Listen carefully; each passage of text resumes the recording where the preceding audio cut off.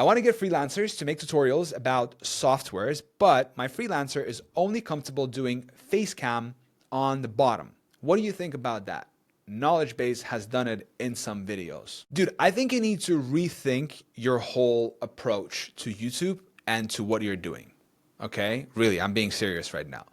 You need to not do anything, sit down and ask yourself, what the fuck am I trying to do?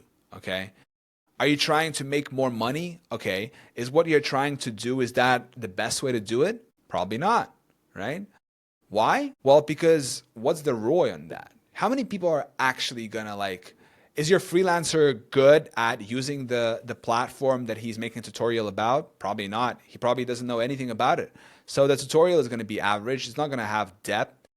The people watching that are gonna know it right away. They're not going to watch a video. They're going to click out to another video, and you're not going to rank. The video is not going to perform. You're not going to generate as much money. You're not going to convert any people to that software. So if you guys want to do tutorials, guys, focus on making like the best tutorials. I can't stress that enough.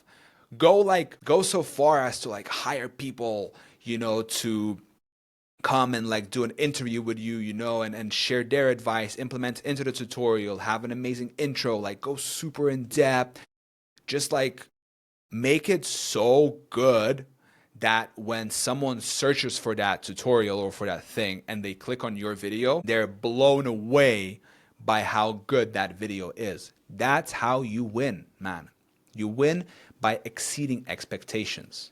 You don't win by tricking someone into watching your shit.